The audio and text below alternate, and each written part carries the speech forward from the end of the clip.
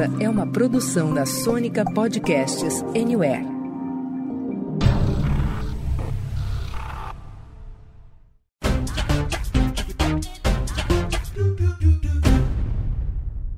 Muito bem, meus amores, estamos aqui de volta com mais um episódio do Senta Que Lá Vem Spoiler, sua dose semanal de spoiler de filmes, séries, documentários e indústria do entreter.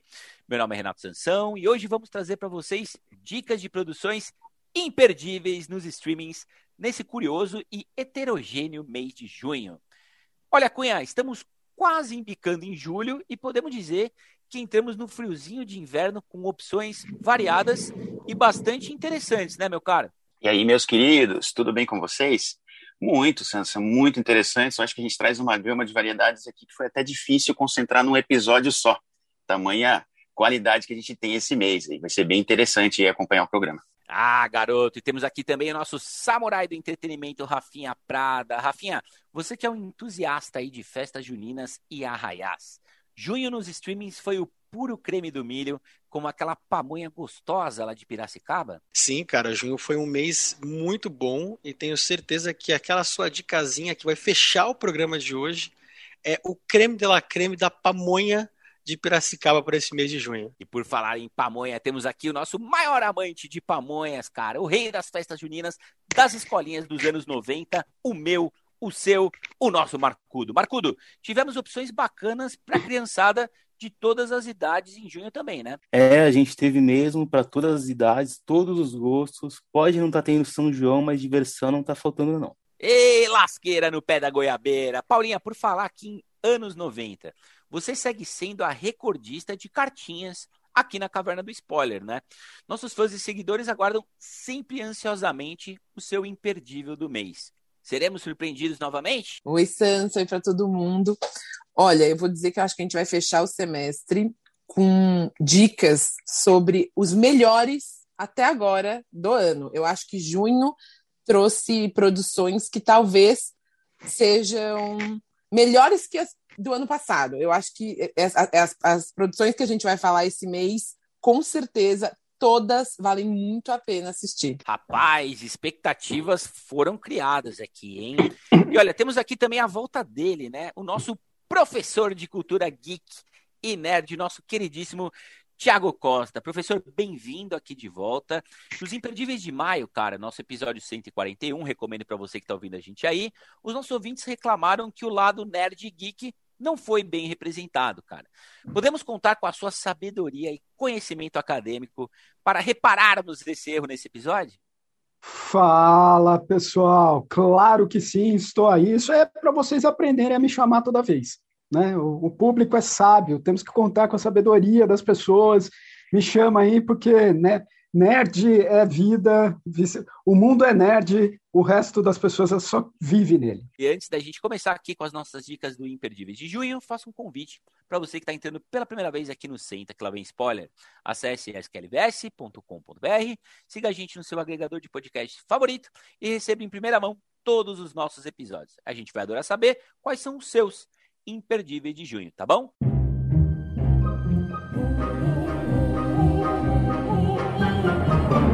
Senta Que Lá Vem Spoiler.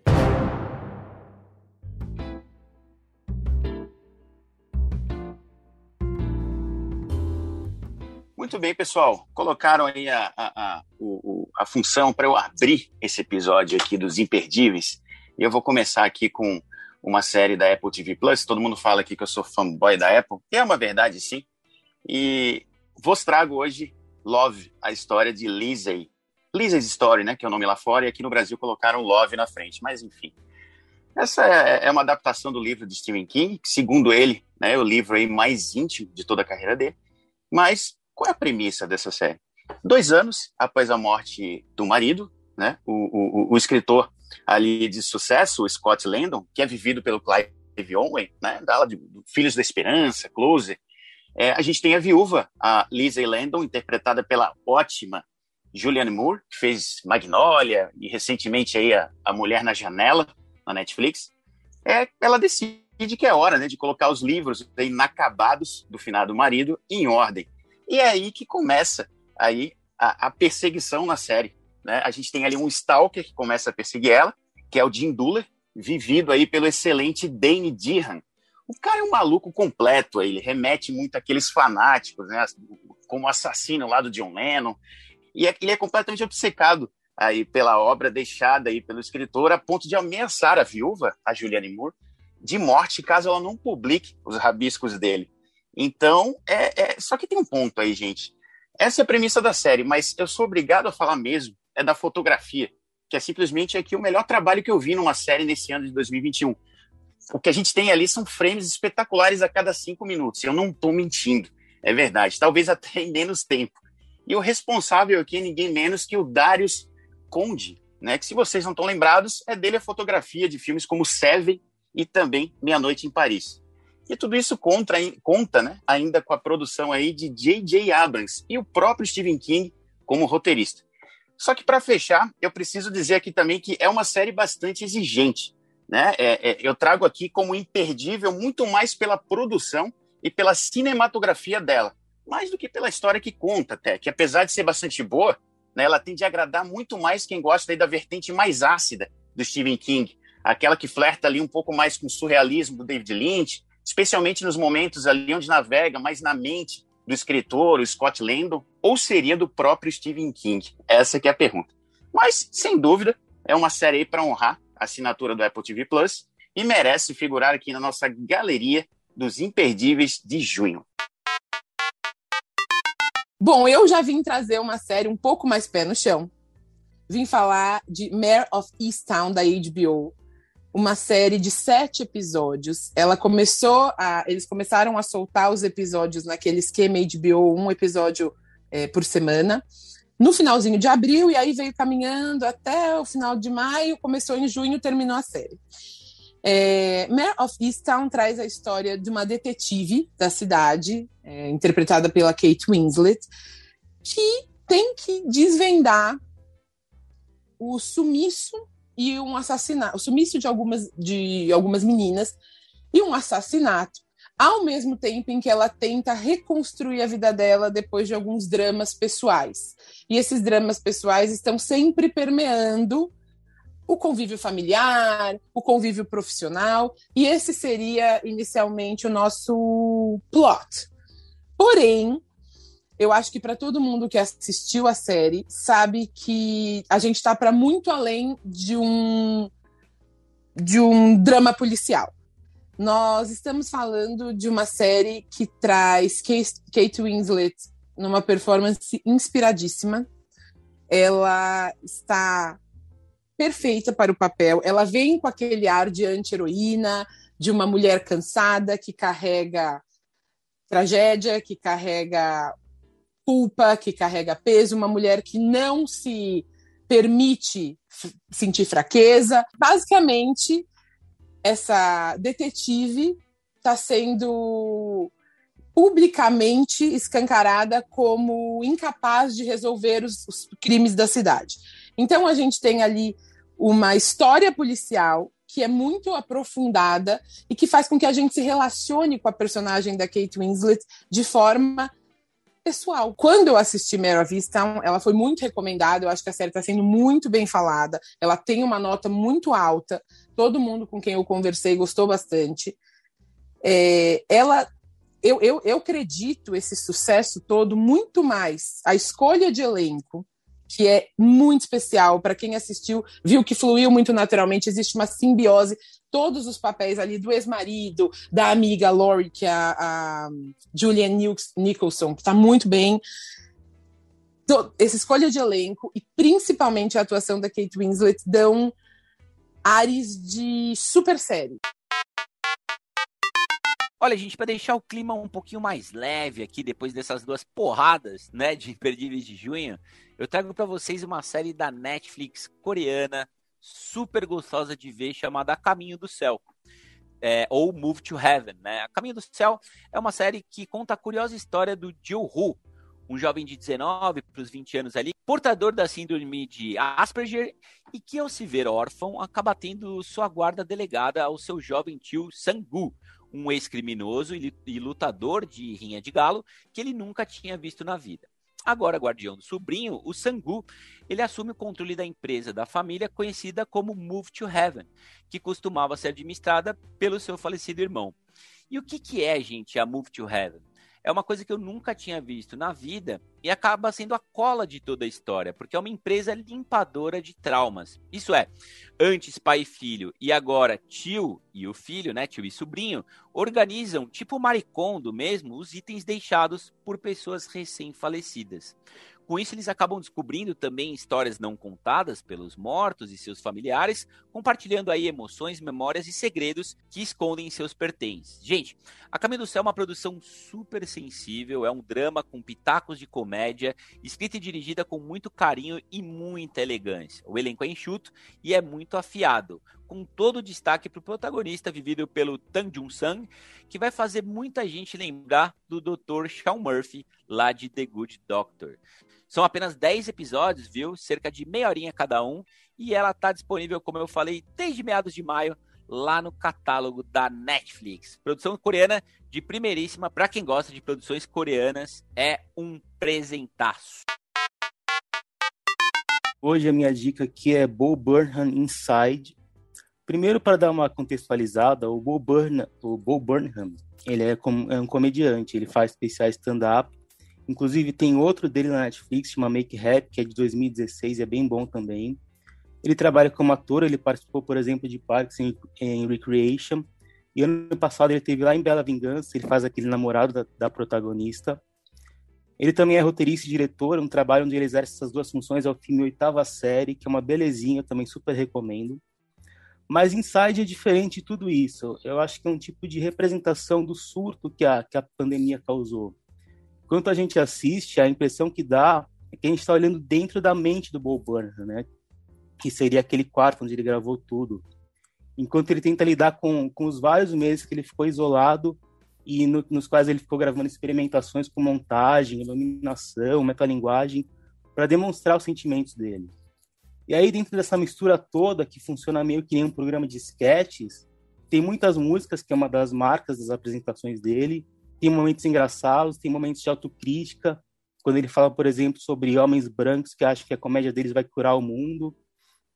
E ele consegue passar a vulnerabilidade dele nesse período. Ele literalmente vai se despindo aos poucos na frente da câmera, literalmente mesmo.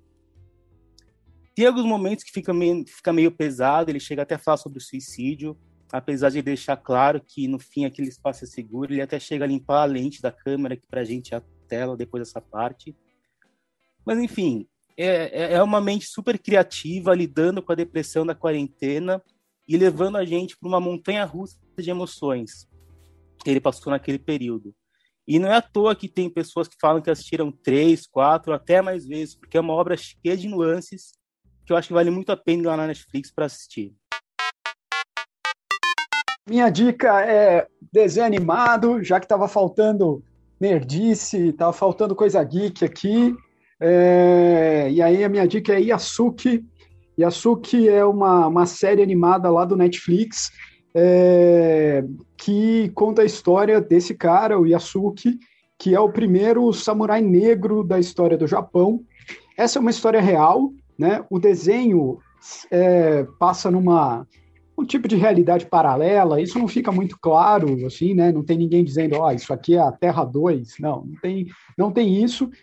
Mas conta a história desse cara, a história real de um escravo que foi levado por um português para o Japão. É a primeira vez que o Japão se depara com um homem negro.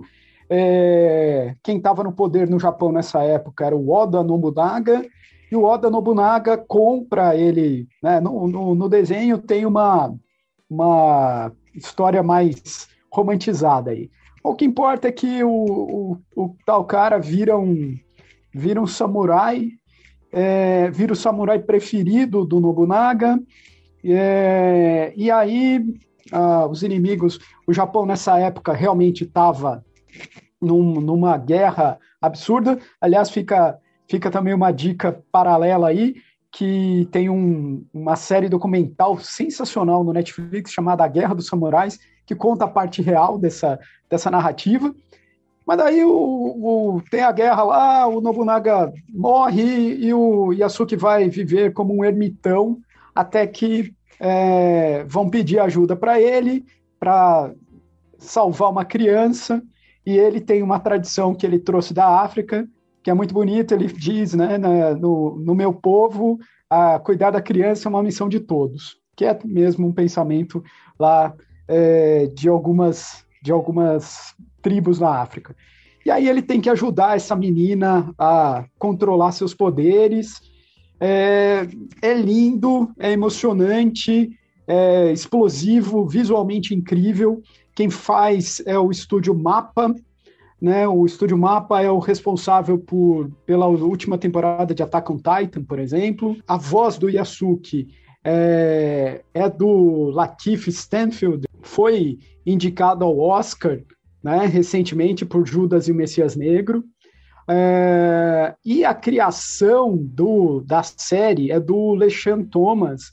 O LeSean Thomas é um cara super envolvido aí em animação, trabalhou em Legend of Korra, trabalhou em Batman The Brave and the Bold, no The Batman, Ben 10, vários desenhos de vários tipos, e eu acho que ele traz um pouco de tudo isso para um desenho adulto, para um desenho que faz uma mistura que fica bom, que parece estranho no primeiro momento, de misturar magia com história, né, história com H maiúsculo, com algo meio steampunk, tecnologia e muita matança. Tem de tudo nesse desenho, tem transmorfo, tem robô, tem bruxa, mas é sensacional e termina ali, tem 6 episódios, gostosinho, você assiste, fica feliz. Então, minha dica é essa, Yasuki, bom demais.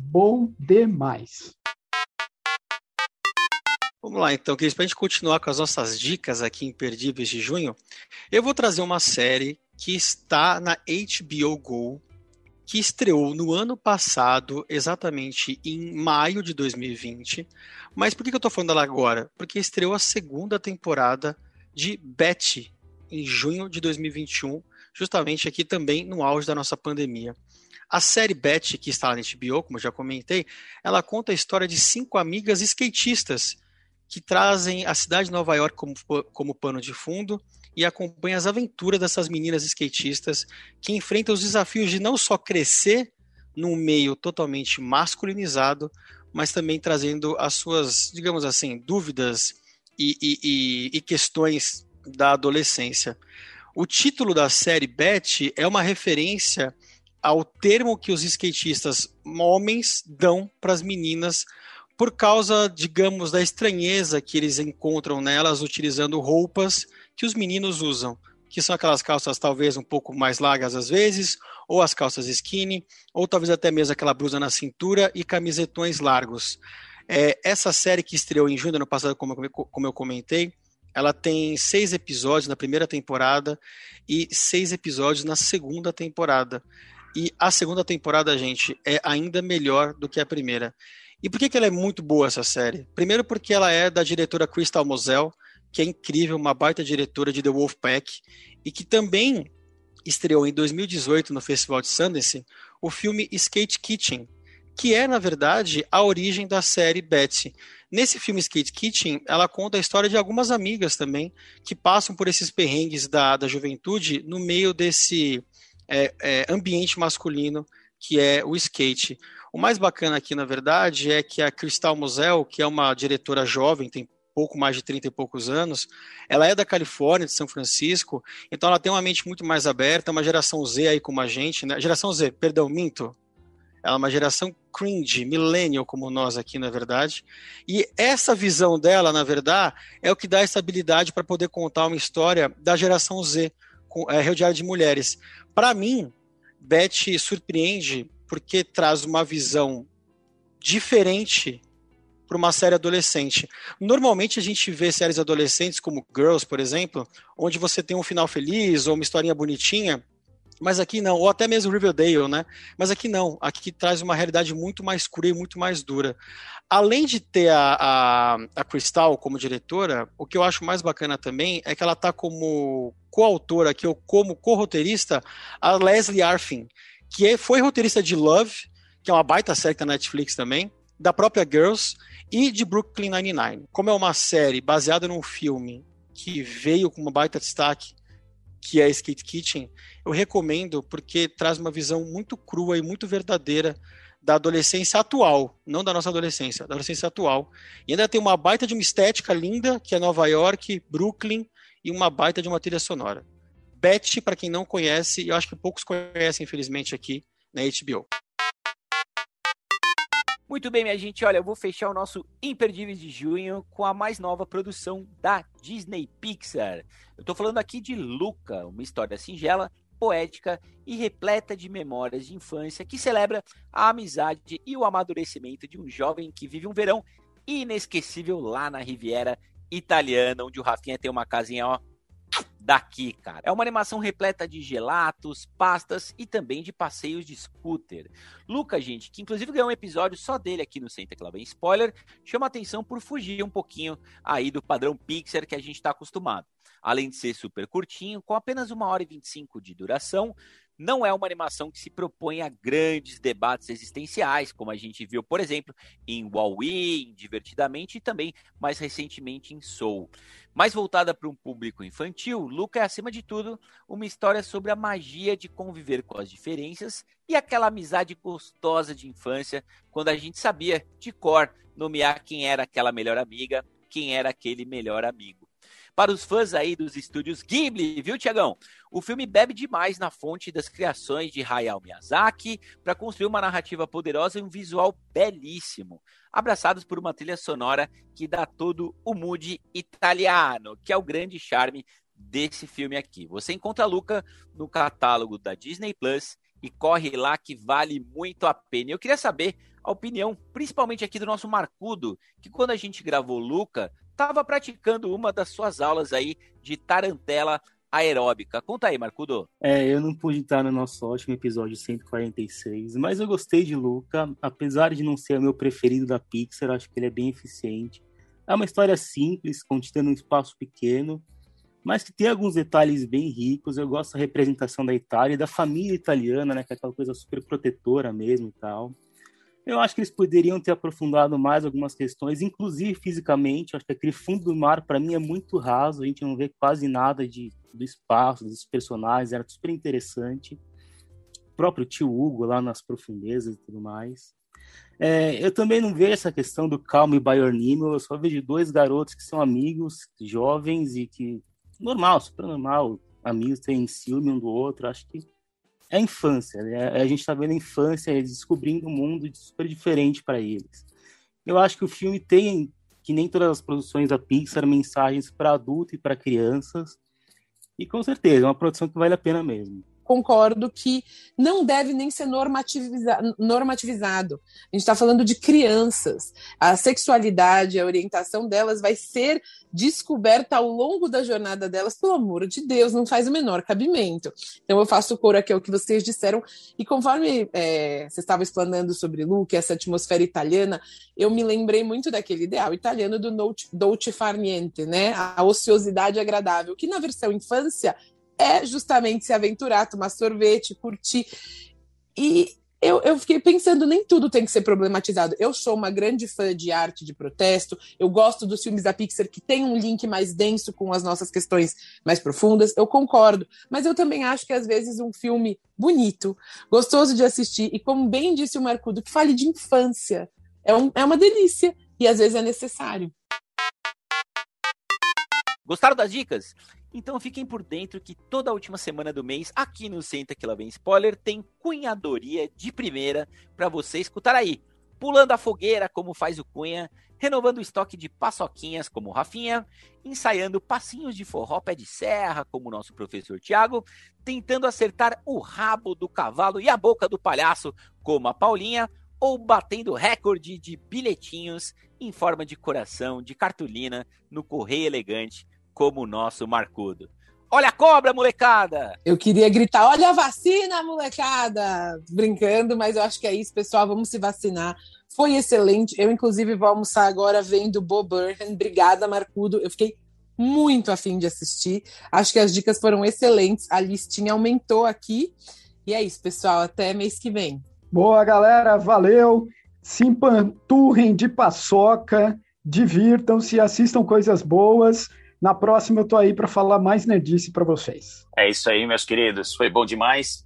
E agora é só vocês pegarem esse episódio e montarem suas playlists aí no streaming. Sejam felizes. É isso aí, tá cheio de dica boa mesmo. E até a próxima, pessoal. Queridos, que prazer gravar mais um Imperdíveis com vocês. Agora eu vou pra aglomeração. É mentira. Um beijo, queridos. Até a próxima. Tchau. Obrigado, Rafinha. Obrigado, Marcudo. Obrigado, Cunha. Obrigado, Tiagão. Obrigado, Paulinha. Obrigado você que ouviu a gente até aqui, cara. Aproveite nossas dicas. Um abraço a todos e até a próxima. Tchau. Beijo grande. Assistam, sigam as redes do Senta Que Lá Vem Spoiler. E aí escreve o que vocês estão achando. Beijão.